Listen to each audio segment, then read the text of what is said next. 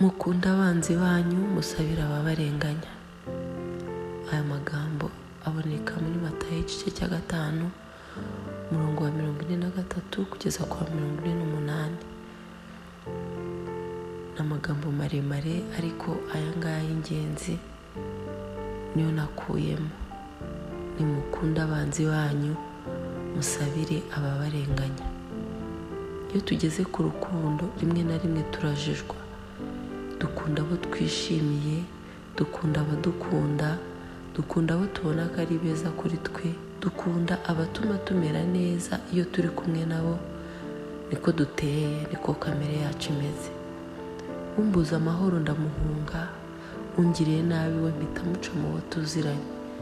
Mu kugerageza kuba mwiza sinihorera, ariko ndamureka ku buryo atazongera kugira amahirwe yo guhura nanjye ngo yongere ambabaze.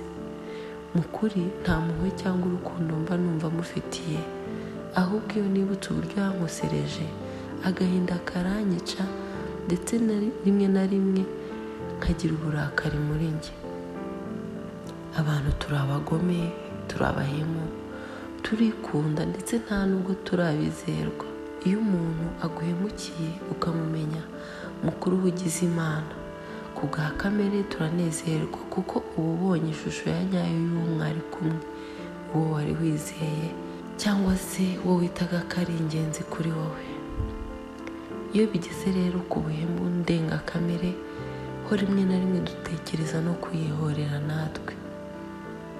Urugero, nko mu minsi yashize hari inkuru yamenyekanye mu majyaruguru, aho umuntu umwe yagiriwe nabi n'abagizi ba nabi, baramwambura, baramwica, barenzaho no kumuta muri toilette. Kandi muri aba bagizi ba nabi bakekwa harimo n'uwari inshuti ye. Nk'umuntu narabyumvise, umutima wanjye unanirwa kwihangana. Naratuye n'akanwa kanjye, ntabo bantu njye banyegereye nanjye nabica. Ibaze, natekereje ntanafite icyo mfana n'uwo muntu. Ngaho reka dutekereza abo mu muryango we uko babaye. Nyamara kwihorera cyangwa se kwishyura ukugiriye nabi, nawe ntacyo uba urushije wa mugizi wa nabi. Ijambo ry'Imana aha riratubwira ngo dukunde abanzi bacu. Ibintu bisa n'ibigoye ku muntu udafite Imana muri we. Nkimara kumva iyo nkuru y'umuntu bishe, narababaye cyane. Ndicara ndatekereza nti, harya naba nibasaba Imana imbabazi bazababarirwa? Nuko nibuka ko n'umwana w'Imana yagenje atyo, kandi akanabasabira imbabazi, ndetse nawe akabababarira bataranamusaba imbabazi, bataranemera cyangwa ngo bicuze ko bakoze nabi. We yarabababariye ndetse arabasabira. Nuko maze gutekereza ku mwami Yesu, nisubiyemo nsanga nanjye koko nabaye nk'ababicanyi, kuko nanjye nabasabiye urupfu. Ese ndinde wo guca imanza? Ndinde wo gucira mugenzi wanjye urupfu? Ndinde wo kuba nahita akiri iherezo ku buzima bw'umuntu ntashyize mu isi? Gukunda abatwanga rero no gusabira abaturenganya ni igikorwa cy'urukundo rugendana no kubabarira.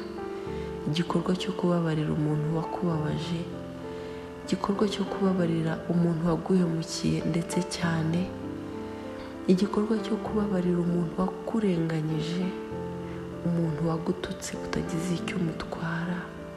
Ba bandi usanga uri kubagira inama ahubwo bakakwita umusazi ndetse bakakwambika urubwa, ba bandi bakubeshyira buri munsi.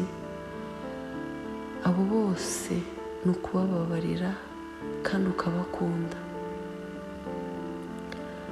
Uku kubabarira rero mvuga ni ukubabarira uwakugiriye nabi kandi ukanamubabarira utarindiriye ko we aza kugusaba imbabazi. Erega ubitekerejeho neza wasanga kubabarira ari wowe bigiraho ingaruka nziza cyane kurenza uwaguhemukiye. Kubabarira bizaguha amahoro mu mutima wawe ndetse unezerwe. Uzumva nta mutwaro ufite kuri wowe, uzumva nta umutima ugushinja kuko uzi ko nta kintu upfa n'undi muntu. Umwanditsi umwe yaranditse ati kutababarira ni nko kunywa uburozi wizeye ko undi muntu ari bupfe. Byibazeho nawe. Nibyo warahemukiwe, nibyo wakorewe biteye ubwoba, ariko ahari uriya muhemu nawe ntatuje. Nubwo utazi ibyari kunyuramo, wowe ibohore ubabarire. Nubwo utakongera kumuvugisha, byibura ujye umusabira. Ntabwo ushobora kwanga umuntu usengera, ntabwo ushobora kwanga umuntu usabira, ntabwo ushobora kwanga umuntu uzirikana mu isengesho. Erega urwango ni ikimungu kimunga umutima wacu, kikamunga kamere, kikamunga urukundo rwacu, kikamunga imbaraga zacu, ndetse kigatuma n'ubuzima bwacu bukendera. Ugasanga turakenyutse tutazi ibyo ari byo, ahubwo ari urwango twahembereye mu mitima yacu. Urwango ntabwo rwagakwiriye kuba mu muntu, kuko mu by'Imana yaturemeye ibyo ngibyo ntibirimo. Ibyo byose byazanywe n'ingaruka y'icyaha. Gukunda rero abatwanga bijyana no kubabarira byuzuye, bijyana no kubabarira ukibagirwa. Hari imvugo dukunda kuvuga ngo turi abantu ku isi, ibi ntibishoboka. Impamvu ibyo byo gukunda abatwanga, gusabira abaturenganya byashobokeye Yesu. Hari imvugo dukunda kuvuga ngo turi abantu ku isi ntibishoboka. Impamvu ibyo byo gukunda abatwanga cyangwa se gusabira abaturenganya byashobokeye Yesu, nuko ari umwana w'Imana. Nyamara natwe byashoboka ndetse cyane. Ikindi twibuke ko Yesu yari umuntu wuzuye 100% ubwo yari mu isi. Ibyo yanyuzemo rero natwe twabinyuramo turi kumwe nawe. Ibyo yatsinze natwe turi kumwe nawe twabitsinda, kuko ari we watubashije.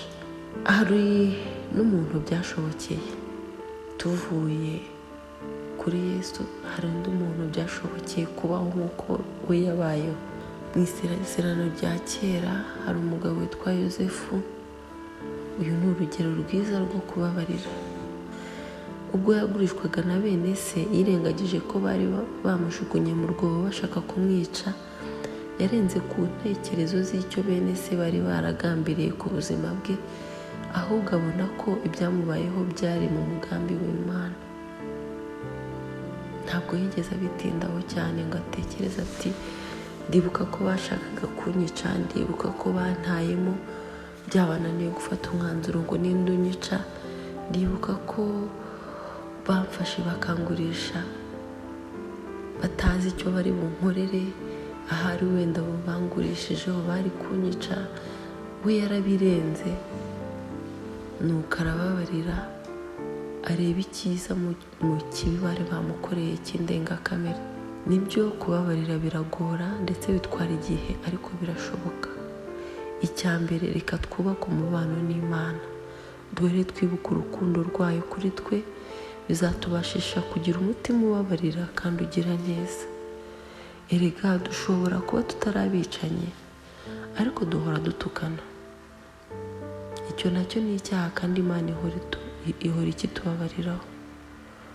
Urukundo rw'Imana kuri twe rurenze intekerezo zacu, ndetse rurahambaye, ntitwabasha kurusobanukirwa, ariko dushobora kurwigiraho tukabana na bose amahoro. Ijambo ry'Imana riratubwira ngo ku rwacu ruhande tubane na bose amahoro. Ubabarira rero, ukunda, ntibivuze ko atazababazwa, ntibivuze ko atazagirirwa nabi, ntibivuze ko atazambikwa urubwa, ntibivuze ko atazarugwa, ntibivuze ko atazarenganywa, ntibivuze ko atazatukwa, ntibivuze ko atazagambanirwa, ndetse n'ibindi byinshi bibi. Ariko ubabarira azaba hatuje, ndetse azaba afite umunezero uzatungura ba bandi bamwifuriza ibibi. Ntitwabuza abatwanga kutwanga, ntitwabuza abagome kuba abantu babi, kuko aba ari byo bahisemo. Kabona umuntu rwose arifashe kavuga ati ngewe uzatuza ari uko ntakiriho. Twaremanywe amahitamo. Umuntu yahisemo kugaburira we mubi aba mubi, ndetse akaba mubi cyane. hari umuntu umwe wigeze kuduha urugero, aravuga ngo hari abo Satani ku munsi w'imperuka azavuga ati wa Mana we, abangaba ibyo bakoze nanjye sinabibatumye ahubwo barabihimbye. Ibaze kuba umunyabyaha ndengakamere, ukaba nawe Satani yagutangarira kwifata ukavuga uti ngomba kuba umugome, ngomba kuba umwicanyi, umuntu akatura amagambo ati nzakwica, cyangwa se akaba yumva ko utagomba kubaho unezerewe tu. Ibi rero ntabwo ushobora kubibuza ku buzima bwawe, kuko habaho abantu baba bafite imigambi mibi ku bandi, ariko iyo uri umuntu ubabarira, uba umuntu unezerewe, ibyo byose ukabirenga, ukaba uri mu bushake bw'Imana ndetse n'uburinzi bwayo bukakubaho, kuko iyo wiragiza Imana, abo bose inzangano, ibyo twaturirwaho bibi byose bimva gusa, kuko nzi neza ko nubwo ababi babaho, nubwo Satani ariho, ariko Umwami Yesu yaratsinze, kandi nta gihe na kimwe ikibi kizanesha icyiza. Rero ntitwabuza abatwanga kutwanga, ntitwabuza abagome kuba abantu babi, kuko aba ari byo baba barahisemo, ariko twe twabasha kuberera imbuto ndetse tukaba umuyoboro wa bamwe mu kwisubiraho.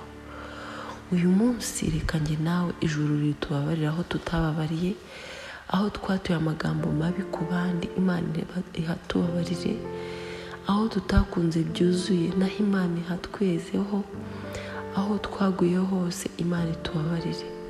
None Imana duha urukundo rwuzuye rukundana abatwanga, Imana idushoboze kubabarira na ba bandi twe ku bwacu tubona ko batabikwiriye. Burya nta muntu ku isi udakwiriye imbabazi, kuko natwe tubabarirwa kenshi cyane ku munsi. Rero Imana idusogongeze ku rukundo rwayo. Mugire amahoro.